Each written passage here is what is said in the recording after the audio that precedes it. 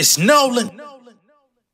What's going on, y'all? It's the kid J Nolan here. Now, y'all know the Joe Budden podcast is constantly causing controversy in these internet streets, man. It's pretty much nothing that Joe or his castmates can say on this show, co-hosts, etc., without it going viral, without it being heavily scrutinized by the public. And today is no different. They just dropped the episode 680, Malcolm on Ice, and there's a couple of controversial takes in this new episode. Number one, we have Joe Budden coming out and calling NBA Youngboy trash.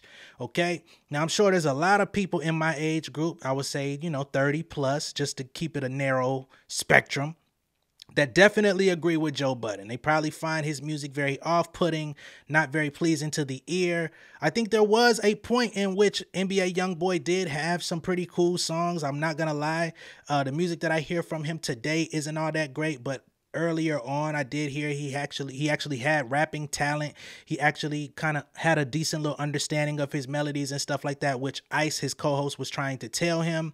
But Joe says this kid is terrible. Let's go ahead and play the audio. I'm not going to play the video because, the JBP, they be out here collecting on people's content, and I ain't going for that. So we're going to play the audio, and then we'll come right back and get into some more of their controversial takes on today's episode. All right? You ready to tell the truth about NBA Youngboy? Not ready to do this. What's the truth? That nigga's trash. He's horrible. He is horrible. Damn. He is horrible. He is really, really, really, really, really bad. As a rapper or a person? I don't know him as a person. Oh, okay. I'm only speaking about music. Music. He's really, really, really bad. And that thing happened with him where when he was out, the label pushed a button and did some YouTube shit. So then all the little kids had to just come to the gathering and tell you about NBA Youngboy views and how great he is and how awesome he is and how amazing he's doing. Now that the label's backed up a bit, and now that we done had about 3 or 4 projects while he's been in Utah on house arrest. You've had way more than that. I know. And I know. That to me is where the problem lies. Because earlier Youngboy music don't sound like this to me. Like, even he just dropped a single today. I listened to it last night, and I cut it off midway through. I'm just like, I can't. What's the difference between his music then and now? This shit, me, I could hear it. Like, I could hear it. In Utah. All right, so that's the JBP and their take on NBA Youngboy's music. I do got to disagree with a couple of the points that Joe Budden had, though. He says the label came in and pressed a certain button and it caused the kids to go into a frenzy. That's actually not how it works in hip hop, and I would think that Joe knows that as well. The kids always gravitate to their own artists. It's not about who's marketing to them. They pick who they like. NBA Youngboy, he didn't come into the game just ushered in, signed, if I'm not mistaken. I don't think he was necessarily one of those industry plant type artists, right? So he was already getting love off his independent, off his underground mixtapes and stuff like that. That's where the young folks took hold to him. He was putting out YouTube videos, and YouTube was already naturally his most popular spot. Some people blow up off TikTok. This is pre-TikTok. Some people blow up off of Spotify. You know what I'm saying? It's just like a certain album drops and then everybody gravitates to it. My understanding of NBA Youngboy's rise to prominence, it didn't come from that either. It was actual mixtapes that young folks that was in that age bracket of like 15 to 23 years old, and some older as well, but that bracket right there is what was bringing him into the light. The labels took notice, and then they just came in and let him continue to do what he was doing. Some of his projects drop exclusively on YouTube. Some of his projects drop on YouTube before they even get on the streaming platform. So basically what they came in and did was like, okay, this is where your audience flocks. This is where you have a built-in following of people. Let's continue to aid you in building that. Let's continue to lean into that so that we already know, regardless of anything else. Plus, at a certain point, YouTube streams also got factored into Billboard ranking and Billboard charting and actually getting accolades from being big on YouTube. So as the industry changed, as the industry evolved, it was basically like he was able to fall into place and still continue to do what he does. So I'm not an NBA Youngboy fan. Nobody I really know is bumping him crazy like that. But one thing you can't do is just completely discredit an artist just because you don't typically understand what it is that they do. Another critique that I have about the JBP sometimes when they do these music reviews or they talk about artists and the quality of their music is they can't actually give you a full description on what it is they don't like.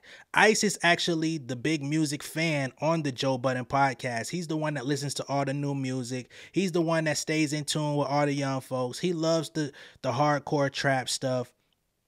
But as y'all can see, when Melyssa Ford asked him, well, what is different about his new music? This dude comes in and says, well, I can hear the difference. Yeah, nigga. Yeah, clearly you hear the difference. So tell us what it is. Describe it. Is it the production? Is it the flow? Is it the vocal texture? Right? Does he sound more frustrated? Does he sound lost? Is he trying to find a sound? Like, is his writing going down the drain? Is the concepts and subject matter of his music diminishing? Like, it's not that hard to fucking come out your face and say what the difference is. But he like, oh, yeah. Yeah, so what is the difference, Ice? I can hear the difference. Nigga, yeah, that's very insightful, Einstein. Come on, bro. And I love y'all up there, please. But it's a critique that I have of anybody that goes on a show, puts a mic in front of themselves, and wants to talk about music. If you're going to talk music, get to the nuts and bolts of it. Get to the real shits, man. Quit beating around the bush. Y'all clearly are public enemy number one in the podcast space. So stand on what you stand on. Moving right along, though, somebody who always takes a firm stance is Melyssa Ford. Now, she's not always embraced by her co-hosts for the stances that she takes, especially as they pertain to women, especially as it pertains to female empowerment or just being aware of women's feelings, you know, and today is no different. So a couple of days ago, y'all know Camron and Mase on their show, it is what it is. They recently came out and Camron wanted to tell some stories of old gangbangs him and Mase partook in. I don't understand why Cam wanted to come out and tell this story. I don't know why it was on the top of his mind with all the stuff going on today. You know, Cam likes to be raw and unfiltered. Some shit needs to stay in your minds. You know what I mean? Put it in a rap or something, but putting it on a podcast, I don't know. I'm going to go ahead and play the audio of what Mase had to say, and then we're going to play what Mel had to say in response, in which the JBP, once again, they didn't like what she had to say. Today, I'm actually going to back her up. All right? So first, let's roll Cam and Mase real quick. Hey, listen, what I'm telling you is, I wish we could talk about the 90s. We can talk about it? When we was gangbanging bitches, was we ever passionate with, y'all remember one time, my man let me talk about the past. We was in a whorehouse one time, me and Murder. Me and Murder's in this whorehouse. So we left the bitch, we took the bitch out the whorehouse. I had a crib on 144th, a little stash crib over there between Surf and Lennox. We bought this bitch over there. So Mase was kind of on the way up. He didn't have his deal, but he's popping like it was about to happen. And I'm his man, because, you know, we still Harlem. So the bitch sucked, pardon me, lady, we already talking bitch without, she's sucking his dick. So I gotta wait to get my dick sucked. Because I'm not hard yet, pause. I ain't getting hard on how sucking his dick. So when he start hitting it, I go get head. And so she giving me head, he hitting it from the back. And he started hitting her, say, you wasn't sucking my dick like that. I said, yeah, it's my nigga. No, it's not all right, man. You should have definitely left that in the 90s where it was at. You should have definitely kept that to yourself. You should have let Mase just keep laughing for the whole 2 minutes. Just let him laugh. Like, once you said we could tell stories from the 90s, let Mase laugh for 2 minutes. You shut the fuck up, you smile. Like, I don't know, man. Stat, baby. Blink 2 times if you feel uncomfortable, man. I know you endure a lot of stories and shit, and sometimes they do try to tone it down. Some days they do try to beat around the bush. If something goes too far, they try to be respectful, but y'all taking it a little too far, man. Like, keep it to what y'all into Now, some stuff is cool from back in the 90s. Y'all tell some stories about getting your record deal and how y'all looked out for each other, how y'all made up, and all that is great. But when it comes to the sexual proclivities of the past, y'all might want to leave that shit where it's at. Because a lot of the shit that was okay back then, or so-called okay back then, we not giving y'all them same passes today. And please believe, the motherfuckers that you talking about, they watch shit on the internet too. And you might get a little case on you. You know what I mean? That's all I'm going to say. I'm not looking forward to it. I'm not saying that they should. But y'all know how this internet shit go. Now, let's go ahead and play what Melyssa Ford had to say in response to this clip coming out on the internet. She's catching some backlash on social media, which I totally do not understand. But y'all let me know if I'm in the wrong, if she's in the wrong, or whatever. You know what I mean? Stories upon stories of women coming forward and talking about the fact that that is not exactly the way that I remember that story happening. I don't think that's right what you're doing. I don't think that's right. Well, who's doing? What you doing? I don't think that's right. Like, them niggas clearly went to a whorehouse and took somebody up out of there. Says them. And that's who told the story. But that's who told the story. I get that. So of course it says them. Who else is there a distinct possibility that there may have been underage girls in that whorehouse? Oh, come on now. That's crazy. I don't know what you're doing. That's That's crazy. disgusting what you're doing. Yeah, that's crazy. That's crazy. What are you doing? Okay, I am not gonna land that plane. Just saying. That plane should have never even took That's off. not a plane. That's not. It's not even wings on that bitch. No pilot. No nothing. No That shit cockpit. is What are you doing? Not even a drone. That was a little crazy. Yeah, Okay. you wow. Hold you. I didn't know where you was going. I don't know That what was the crazy. Canadian whorehouses are like. I don't know. I've never been to a whorehouse. I couldn't tell you. So why would you say something like that? There was underage girls. If you've never been to a whorehouse, Man, I'm going to tell you, man. Hey, Melyssa, you got to start going to the podcast with a gas mask on, because they going to gaslight your ass every time you open up your mouth. All right? Now, as y'all should know, based on the way that the world works, y'all do know it was a lot of... let's be real. Today, in present day, we got an NBA player by the name of Josh Giddey who was in the club scene with an underage girl. She used a fake-ass ID to get in there. Whether or not he knew that, I don't know, but he's under investigation for that shit right now. So if y'all don't believe that back in the motherfucking 90s that there could have been underage women in a whorehouse, quote unquote, as y'all call it, let's just call it a brothel for goddamn goodness sake. Y'all don't think that the older women bring in young women to groom them into the lifestyle the same way that they do at strip clubs? Have y'all never heard of some of these younger women that get recruited to be in the strip club at 15, 16, 17 years old to start making money off the street?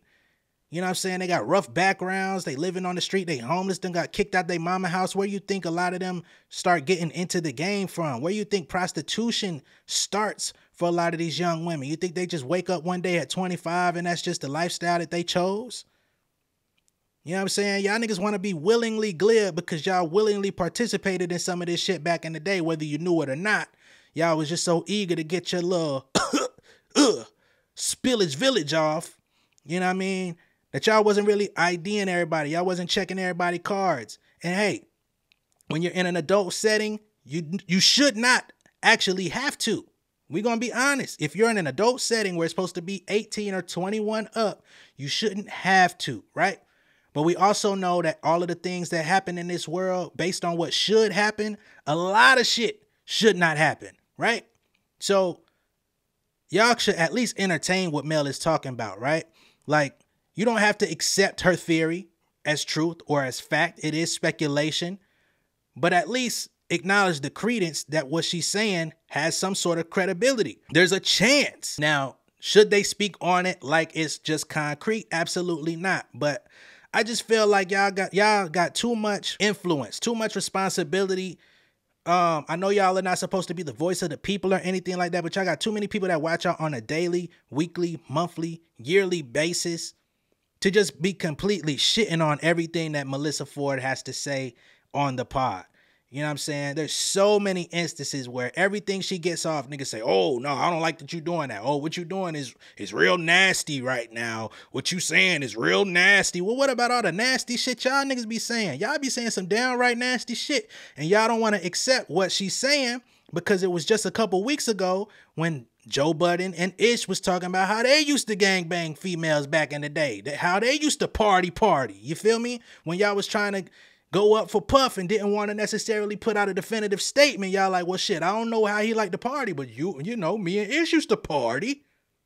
Yeah, so now y'all want to be real selective about what you want to give credibility to. I'm not with that shit. I'm calling Cap on that. Some Colin Kaepernick, please. And we're going to have to bang the gavel one good time for the bullshit.